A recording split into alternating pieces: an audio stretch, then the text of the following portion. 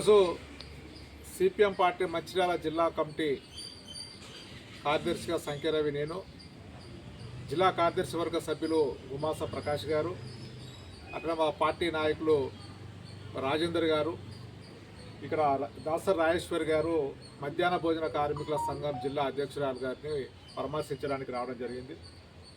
మధ్యాహ్న భోజన పథకంలో పనిచేస్తున్నటువంటి కార్మికులకు ఈ రాష్ట్ర ప్రభుత్వం 7 నెలల నుంచి కోడిగుడ్ల బిల్లులు ఇవ్వడం లేదు, అదేవిధంగా నెల జీతాలు ఇవ్వడం లేదు, ధరలకు అనుగుణంగా బిల్లులు ఇవ్వడం లేదు.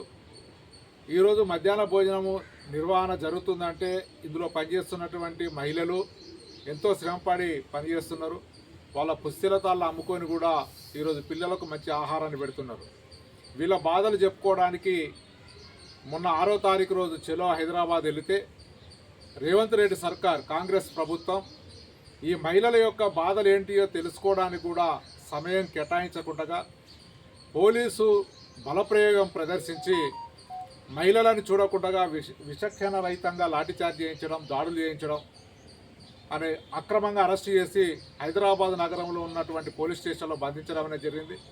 ఈ క్రమంలో రేవంత్ రెడ్డి సర్కార్ యొక్క దాష్టికానికి జిల్లా అధ్యక్షురాలుగా ఉన్నటువంటి దాసర్ రాజేశ్వర్ గారు తన చేయికి గాయమై ఈరోజు ఫ్రాక్చర్ అయినటువంటి ఉన్నటువంటి పరిస్థితి ఉంది. ఈ ప్రభుత్వాన్ని మేము డిమాండ్ చేస్తున్నాం.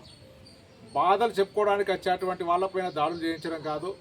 మీ ప్రభుత్వానికి చిత్తశుద్ధి ఉంటే వీళ్ళ సమస్యలు పరిష్కరించండి, వీళ్ళకి న్యాయం చేయండి, వీళ్ళ బిల్లులు ఇవ్వండి, వీళ్ళ పుస్తెలతాళ్ళు మళ్ళీ కొనుక్కొని వేసుకునే విధంగా మీ ప్రభుత్వం సహకరించాలి.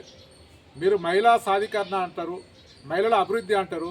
ఈరోజు పుస్తెలతాళ్ళు అమ్ముకొని మధ్యాహ్న భోజనాన్ని నిర్వహిస్తూ మీ ప్రభుత్వాన్ని మంచి పేరు చేస్తున్నటువంటి ఈ మహిళలపైన ఇంత దుర్మార్గంగా దాడి చేయించడం అనేది సిగ్గుసేటైనటువంటి విషయం. ప్రభుత్వం వెంటనే తన పద్ధతి మార్చుకొని వీళ్ళ న్యాయమైనటువంటి సమస్యలు పరిష్కరించాలని చెప్పి సందర్భంగా సిపిఎం జిల్లా కమిటీగా మేము డిమాండ్ చేస్తున్నాం.